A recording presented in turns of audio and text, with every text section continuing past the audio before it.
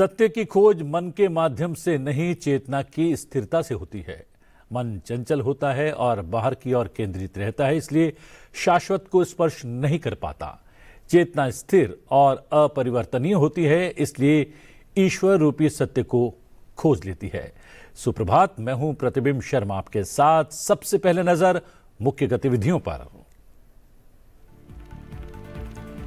बिहार विधानसभा चुनाव में प्रचंड जीत के बाद पहली बार मुख्यमंत्री नीतीश कुमार ने की प्रधानमंत्री से मुलाकात। उप मुख्यमंत्री सम्राट चौधरी और केंद्रीय मंत्री ललन सिंह भी रहे साथ। बिहार के विकास कार्यों और देश के विभिन्न मुद्दों पर हुई बात। राजधानी दिल्ली में आज एआई इवोल्यूशन पर हो रहा नेशनल कॉन्क्लेव का आयोजन। उपराष्ट्रपति सीपी राधाकृष्णन मुख्य अतिथि के रूप में होंगे शामिल। राजस्थान विधानसभा के स्पीकर वासुदेव देवनानी द्वारा लिखी पुस्तक सनातन संस्कृति की अटल दृष्टि का भी उपराष्ट्रपति करेंगे विमोचन। इंटेलिजेंस ब्यूरो यानी आईबी की स्थापना दिवस के अवसर पर दिल्ली में एक विशेष कार्यक्रम का आयोजन। लोकसभा अध्यक्ष ओम बिरला आयोजन में मुख्य अतिथि के रूप में होंगे शामिल। 1887 में आज ही के दिन हुई थी आईबी की स्थापना। प्रधानमंत्री नरेंद्र मोदी के विशेष दूत बनकर कोलंबो पहुंचे विदेश मंत्री एस जयशंकर। आज करेंगे श्रीलंकाई नेतृत्व से मुलाकात। भारत की पड़ोसी पहले की नीति को करेंगे स्थापित।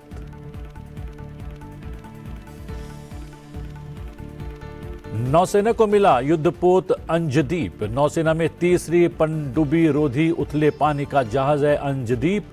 शामिल तटीय सुरक्षा और पनडुब्बी रोधी अभियानों के लिए एक आधुनिक प्लेटफॉर्म, कॉम्बैट मैनेजमेंट सिस्टम के साथ ही हल्के टारपीडो और एंटी सबमरीन रॉकेट से सुसज्जित तटीय सुरक्षा, पनडुब्बी खोज और माइन बिछाने में सक्षम है युद्धपोत।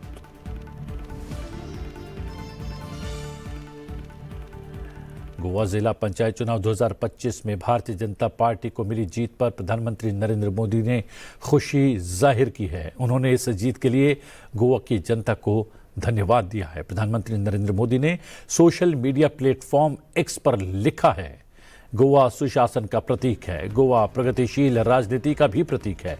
उन्होंने कहा कि जिला पंचायत चुनाव में भाजपा एमजीपी परिवार को दिए गए मजबूत समर्थन के लिए मैं गोवा के अपने सभी बहनों और भाइयों को धन्यवाद देता हूं।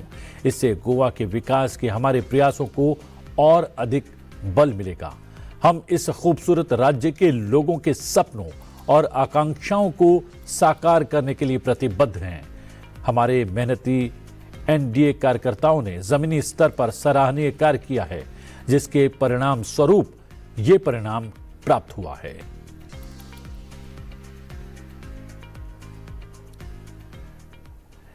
बिहार के मुख्यमंत्री नीतीश कुमार ने सोमवार को दिल्ली में प्रधानमंत्री नरेंद्र मोदी से मुलाकात की। इस दौरान उप मुख्यमंत्री सम्राट चौधरी और केंद्रीय मंत्री ललन सिंह भी उनके साथ उपस्थित रहे। बिहार विधानसभा चुनाव में प्रचंड जीत के बाद मुख्यमंत्री नीतीश कुमार, उप मुख्यमंत्री सम्राट चौधरी और केंद्रीय मंत्री ललन सिंह ने सोमवार को दिल्ली में प्रधानमंत्री नरेंद्र मोदी से मुलाकात की। मुलाकात बिहार विधानसभा चुनाव में एनडीए की शानदार जीत के बाद पूर्वी राज्य में सत्ता संभालने के 1 महीने के बाद हुई है। विधानसभा चुनाव में भारी जीत के बाद ये पहला उनका दौरा है। नीतीश कुमार रिकॉर्ड 10वीं बार बिहार के मुख्यमंत्री बने हैं।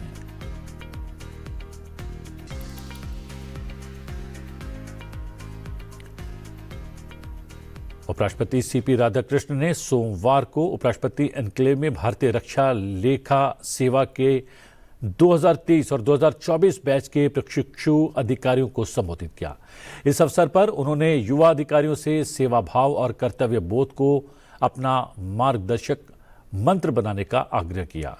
उपराष्ट्रपति ने अधिकारियों का स्वागत करते हुए रक्षा लेखा विभाग की 275 वर्षों से अधिक की समृद्ध विरासत का उल्लेख किया और इसे सरकार के सबसे पुराने विभागों में से एक बताया। उन्होंने 2047 तक विकसित भारत के लक्ष्य की चर्चा करते हुए कहा कि अमृतकाल में प्रधानमंत्री नरेंद्र मोदी के नेतृत्व में देश तेजी से आगे बढ़ रहा है। इस सपने को साकार करने में सिविल सेवकों की भूमिका अहम होगी। This year holds special significance as we celebrate its 150th year. So our accounts, defense account section is 275, whereas our Sardar Vallabhbhai Patel ji's 150th birthday. So our department is 125 years older than Sardar Vallabhbhai Patel. At this juncture, I would like to commend the contributions of the Union Public Service Commission, which is celebrating its 100th year of establishment next year. It is 99 not out, but still it is doing wonderfully well. The standards of our UPC is one of the best in the world, and it has not gone down, rather it is improving every year. And when our Defense Secretary was telling that from various sections, with various subject knowledge, you all have come here, and that is wonderful, and that is the need of the hour also. It has served as a guardian of merit, integrity and fairness in India's civil service recruitment. That is the great credit to UPSC. As civil servants, we all have an important role to play as we march towards achieving the ambitious vision to transform the nation into a developed country by 2027. Viksit Bharat. You all are aware that this is the Amrit Kal of our Honorable Prime Minister Shriman Narendra Modi ji. He has given a target. So a ship should know to which direction it should move, which destination it should move. So without a target moving, slowly lethargy will be dominating. When the target is there, then comparison will be there, then you will get enthusiasm to move towards your target. That's why this clarion call has been given by our Shriman Narendra Modi ji, that Viksit Bharat by 2047. It is very much possible if we all work together as a team, with a team spirit, not a group spirit. Group spirit will serve only few people. Team spirit will always serve the entire nation, entire society, entire our team. विकास को समावेशी और अंतिम व्यक्ति तक पहुंच बनाने पर जोर देते हुए उपराष्ट्रपति ने युवा अधिकारियों की ऊर्जा और नवोन्मेषी सोच को राष्ट्र निर्माण का महत्वपूर्ण हिस्सा बताया। IDAS की भूमिका पर प्रकाश डालते हुए उपराष्ट्रपति ने कहा कि ये सेवा सशस्त्र बलों और संबद्ध संगठनों के वित्तीय प्रबंधन में केंद्रीय भूमिका निभाती है। उपराष्ट्रपति ने IDAS कर्मयोगी का उपयोग करने, तकनीक अपनाने, समर्पण और नैतिकता के साथ समाज में सकारात्मक बदलाव लाने पर जोर दिया। Nations and the institutions cannot be built in a day. Similarly, achieving the goal of a progressive Atmanirbhar Bharat can be attained only with collective efforts from all quarters.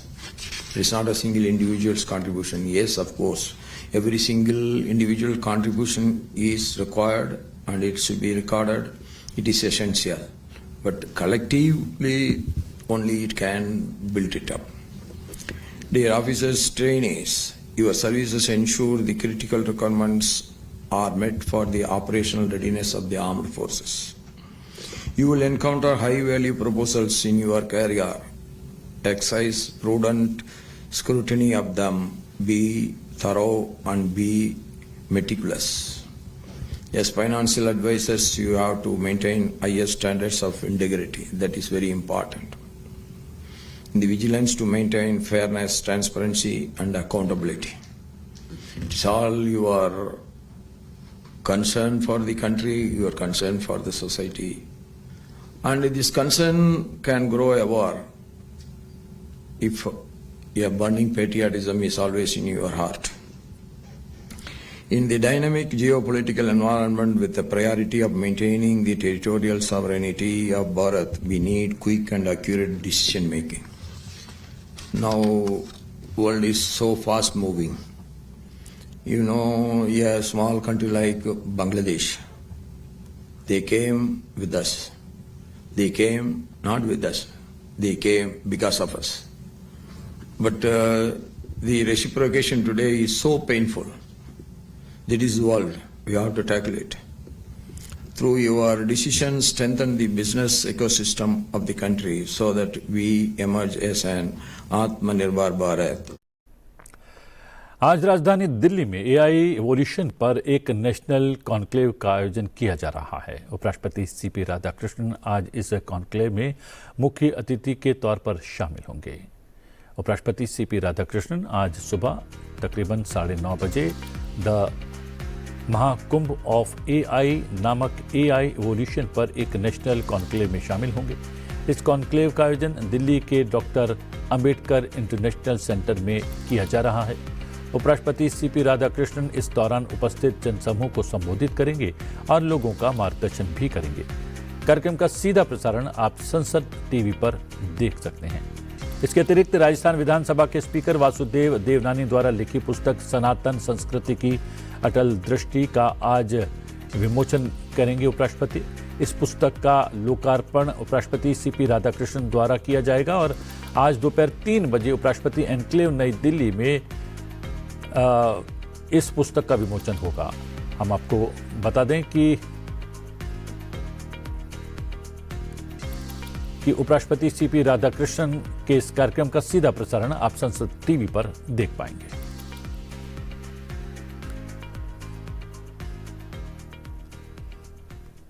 सेवा मारवाड़ी समाज का मूल कर्म है। जहां भी कोई मारवाड़ी परिवार निवास करता है, चाहे वो देश का कोई गांव हो या विदेश की कोई धरती, सेवा ही उसका स्वभाव और पहचान बन जाता है। ये बात कही है लोकसभा अध्यक्ष ओम बिरला ने। ओडिशा के संबलपुर में मारवाड़ महोत्सव 2025 के समापन सत्र को संबोधित करते हुए उन्होंने ये बात कही कि मारवाड़ी समाज ने देश की नहीं बल्कि पूरी दुनिया में सेवा, त्याग और समर्पण की परंपरा को जीवित रखा है और निरंतर आगे भी बढ़ाया है। सेवा मारवाड़ी समाज का मूल कर्म है। जहां भी कोई मारवाड़ी परिवार निवास करता है, चाहे वो देश का कोई गांव हो या विदेश की कोई धरती, सेवा ही उसका स्वभाव और पहचान बन जाती है। देश और दुनिया के अंदर जहां जहां भी मारवाड़ी समाज गया है, जहां विद्यालय नहीं थे वहां विद्यालय खोले, लोगों को शिक्षा देने का काम किया। जहां सरकार चिकित्सा व्यवस्था नहीं कर पाती थी उस समय चिकित्सालय खोले, प्याव खोले, धर्मशाला बनाई, भोजनालय बनाए। ये हमारे संस्कार रहे हैं कि हम जहां भी जाएंगे वहां पर अपने सामाजिक दायित्वों को निभाते रहेंगे और इसीलिए कड़ी मेहनत, कठिन परिश्रम हमारे जीवन के संस्कार हैं। लेकिन जहां भी रहते हैं सेवा भी हमारा संस्कार है। ये विचार हमेशा हमारे मन में रहना चाहिए। इसलिए मारवाड़ी की पहचान ही सेवा, त्याग और समर्पण की है। लोकसभा अध्यक्ष ओम बिरला ने कहा कि एक भारत श्रेष्ठ भारत की भावना को सजीव करता ये महोत्सव भारत की सांस्कृतिक एकता का सशक्त प्रतीक है। राजस्थान और ओडिशा दोनों प्रदेशों की संस्कृति, आध्यात्मिक चेतना, जीवन मूल्य और संस्कारों में गहरी समानता दिखाई देती है। उन्होंने आगे कहा कि जहां भी कोई मारवाड़ी परिवार बसता है, चाहे देश का कोई गांव हो या विदेश की कोई धरती हो, सेवा ही उसकी पहचान बन जाती है। मारवाड़ी समाज ने जन्मभूमि राजस्थान से नाता बनाए रखते हुए अपनी कर्म भूमि पर सेवा, संस्कृति और परिश्रम के बल पर सदैव सम्मानजनक स्थान अर्जित किया है। बड़ा निकट का गहरा संबंध है। दोनों के आध्यात्मिक आस्था, संस्कार, संस्कृति, विचार मिलते हैं और इसीलिए आप राजस्थान के अलग अलग गांव ढाणी से आते हैं और हजारों किलोमीटर दूर भी आप उड़ीसा के अंदर अपने कर्म से, अपनी श्रम से, कड़ी मेहनत से यहाँ के लोगों को भी अपना बना रहे हैं। मारवाड़ी समाज जहाँ भी, चाहे देश में हो चाहे दुनिया में हो, जहां भी जाता है सेवा, त्याग, समर्पण उनके संस्कार और संस्कृति है। और इसी कारण अगर देश के अलग राज्यों में जाते हैं तो वहाँ की संस्कृति से, वहाँ के लोगों से अपना विचार मिलाते हैं और अच्छे संस्कार के कारण वहाँ पर अपना योगदान भी देते हैं। मारवाड़ी समाज का धर्म ही सेवा का है और इसीलिए देश हो और दुनिया हो, एक मारवाड़ी परिवार भी देश के किसी गांव ढाणी में होगा तो आध्यात्मिक, धर्म और संस्कृति के साथ सेवा उसका कर्म होगा। क्योंकि आप सब यहाँ पर अपनी जन्मस्थली से कर्मस्थली पर आए हैं और यहाँ की कर्मस्थली, यहाँ की धरती ने आपकी कड़ी मेहनत से, परिश्रम से यहाँ पर आपको धन भी अर्जित हुआ है और इसीलिए हम सबका दायित्व बनता है कि हम जन्मस्थली से भी जुड़े रहें और कर्मस्थली पर भी अपनी सेवा संस्कृति के कारण अपना स्थान बनाएं। भारत में इंटेलिजेंस ब्यूरो यानी आईबी की स्थापना आज ही के दिन 1887 में हुई थी। हर साल आज ही के दिन इसका स्थापना दिवस जोर शोर से मनाया जाता है, जो आंतरिक सुरक्षा और खुफिया जानकारी जुटाने में इसके योगदान को दर्शाता है। आज इस अवसर पर राजधानी दिल्ली में एक विशेष कार्यक्रम का आयोजन किया जा रहा है। लोकसभा अध्यक्ष ओम बिरला आज शाम 5:30 बजे इस कार्यक्रम में मुख्य अतिथि के रूप में सम्मिलित होंगे। लोकसभा अध्यक्ष इस दौरान उपस्थित जनसमूह को संबोधित करेंगे और लोगों का मार्गदर्शन करेंगे। कार्यक्रम का सीधा प्रसारण आप संसद टीवी पर देख पाएंगे। भारत के विदेश मंत्री एस जयशंकर सोमवार शाम को प्रधानमंत्री नरेंद्र मोदी के विशेष दूत के तौर पर कोलंबो पहुंच गए हैं। श्रीलंका के पर्यटन उप मंत्री रुवान रणसिंघे ने उनका स्वागत किया। उनका ये दौरा चक्रवात दितवाह से हुई तबाही के बाद श्रीलंका की सहायता के लिए शुरू किए गए ऑपरेशन सागर बंधु के तहत चल रहे राहत कार्यों के बीच हो रहा है। विदेश मंत्रालय ने नई दिल्ली में कहा कि ये दौरा भारत की पड़ोसी प्रथम नीति को रेखांकित करता है और चक्रवात दितवा से हुई तबाही से निपटने के लिए शुरू किए गए ऑपरेशन सागर बंधु के संदर्भ में हो रहा है। विदेश मंत्री एस जयशंकर आज श्रीलंका के शीर्ष नेतृत्व से मुलाकात कर बातचीत करेंगे। रिजर्व बैंक ने जोर देकर कहा है कि ग्लोबल मार्केट की तमाम चुनौतियों के बावजूद भारत की अर्थव्यवस्था ने ग्रोथ हासिल की है और आगे भी ये तेजी बरकरार रहेगी। ये बात रिजर्व बैंक ने अपने हालिया बुलेटिन में कही। रिजर्व बैंक ने जोर देकर कहा कि आज भारत दुनिया की सबसे तेजी से बढ़ती इकोनॉमी है। आरबीआई ने बुलेटिन में जानकारी देते हुए बताया कि समन्वित राजकोषीय, मौद्रिक और नियामक नीतियों ने अर्थव्यवस्था में मजबूती लाने में मदद की है। वैसे तो ये बाहरी क्षेत्रों की चुनौतियों से पूरी तरह से अप्रभावित नहीं है, फिर भी तेज ग्रोथ हासिल करने में कामयाब रही है। आरबीआई के दिसंबर बुलेटिन में प्रकाशित एक लेख में कहा गया है कि वृहद आर्थिक बुनियाद और आर्थिक सुधारों पर निरंतर ध्यान देने से दक्षता और उत्पादकता में वृद्धि होगी। इसे तेजी से बदलते वैश्विक परिवेश के बीच अर्थव्यवस्था को उच्च वृद्धि के रास्ते पर मजबूती से बनाए रखने में मदद मिलेगी। इसमें कहा गया है कि वर्ष 2025 में वैश्विक व्यापार नीतियों में काफी बदलाव आया है। शुल्क और व्यापार की शर्तों पर द्विपक्षीय स्तर पर पुनर्विचार की दिशा में कदम बढ़ाया गया है। 2025-26 की दूसरी तिमाही में मजबूत घरेलू मांग के समर्थन से भारतीय अर्थव्यवस्था ने पिछली 6 तिमाहियों में सबसे तेज गति से वृद्धि हासिल की है।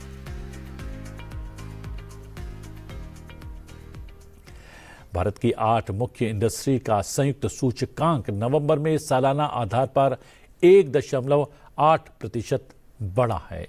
इसमें सीमेंट, स्टील और उर्वरकों जैसे क्षेत्रों ने सकारात्मक प्रदर्शन किया है। ये जानकारी सरकार की ओर से सोमवार को साझा की गई। वाणिज्य मंत्रालय की ओर से जारी किए गए डाटा में बताया गया है कि भारत का कोयला उत्पादन नवंबर 2025 में पिछले साल की समान अवधि के मुकाबले 2.1% बढ़ा है।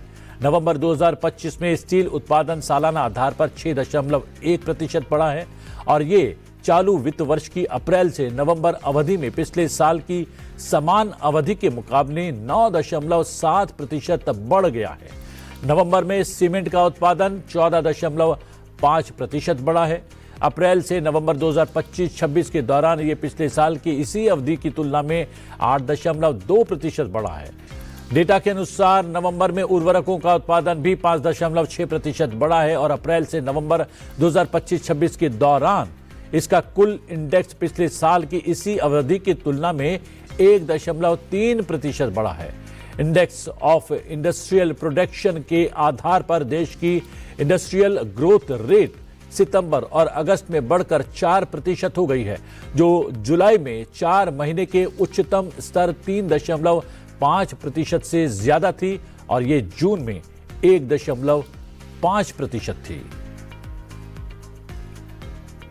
भारतीय नौसेना को सोमवार को एक नई ताकत मिली है। रक्षा क्षेत्र में आत्मनिर्भर भारत के संकल्प को मजबूत करते हुए garden reach ship builders and engineers limited ने सोमवार को नौसेना को अपना 5वां युद्धपोत अंजदीप सौंप दिया है। Anti submarine warfare shallow water craft श्रृंखला का यह तीसरा GRSE द्वारा निर्मित 115वां और नौसेना को दिया गया 77वां युद्धपोत है। पूरी तरह से स्वदेशी रूप से निर्मित अंजदीप को garden reach ship builders and engineers और L&T शिपयार्ड ने मिलकर बनाया है। अत्याधुनिक टारपीडो, एंटी सबमरीन रॉकेट्स और सोनार से लैस ये युद्धपोत नौसेना की पनडुब्बी रोधी और तटीय सुरक्षा क्षमता को मजबूत करेगा। अंजदीप का शामिल किया जाना भारतीय नौसेना के स्वदेशी जहाज निर्माण के प्रयासों में एक और महत्वपूर्ण उपलब्धि है। ये भारत सरकार के आत्मनिर्भर भारत के विजन को साकार करती है। इसमें 80% से अधिक स्वदेशी सामग्री का उपयोग किया गया है। ये जहाज घरेलू रक्षा विनिर्माण इकोसिस्टम के विकास और आयात पर निर्भरता को कम करने का भी प्रमाण है। भारत ने यूएन न्यूयॉर्क में दूसरा विश्व ध्यान दिवस मनाया। इस बीच भारतीय आध्यात्मिक गुरु श्री श्री रविशंकर ने न्यूयॉर्क में संयुक्त राष्ट्र मुख्यालय में वैश्विक शांति और सद्भावना के लिए ध्यान कार्यक्रम के दौरान एक ध्यान सत्र का नेतृत्व किया। विश्व के राजनयिकों, संयुक्त राष्ट्र के अधिकारियों और योग प्रशिक्षकों ने उनके साथ ध्यान अभ्यास में हिस्सा लिया, जिसका उद्देश्य स्वयं में और विश्व में शांति लाना रहा।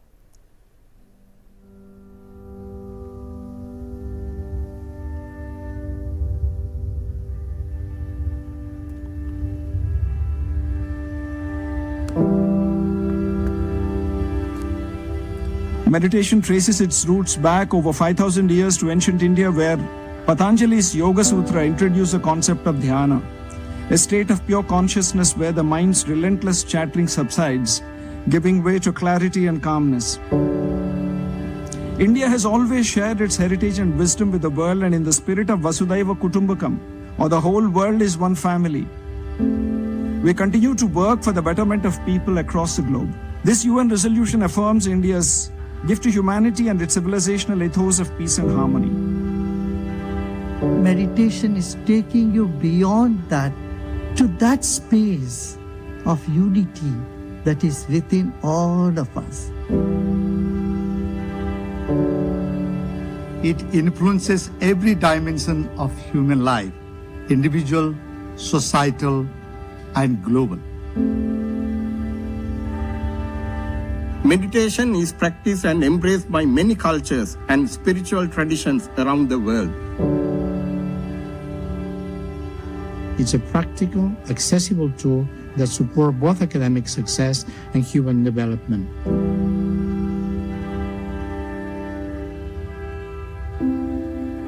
We are not in laissez-faire field today of various issues in the society. In this conflicting situation, it is very important for us to go within. When the light of souls connects to the one supreme source light, then the process of purification begins. Let us remember that we are born from peace and born from love. World Meditation Day stands as the UN's recognition that to awaken the mind is not to escape from the world. It is to engage with it more wisely, more compassionately, and more effectively. And that is the full liberation which leads to enlightenment. Today, there are really powerful, scientifically confirmed practices that are meditation-based that can remove stress and its negative effects on the brain and human behavior. Meditation is a gift, a path, an invitation to slow down and go into an inner adventure. Just repose in the ocean of consciousness that you are. Om Shanti, Shanti, Shanti. Kashmir में 40 दिनों की सबसे कठोर शीत ऋतु चिल्लाए कला की शुरुआत हो गई है। जी हां, हाल ही में हुई बारिश बर्फबारी ने करीब 3 महीने से चले आ रहे लंबे शुष्क दौर का अंत कर दिया है। गुलमर्ग बारामूला में हुई इस ताज़ा बर्फबारी ने टूरिस्ट रिजॉर्ट को विंटर वंडरलैंड में बदल दिया है। चलते चलते आपको छोड़े जाते हैं मन मोह लेने वाली इन तस्वीरों के साथ। मुझे दीजिए आज्ञा, बने रहिए संसद टीवी के साथ। नमस्कार।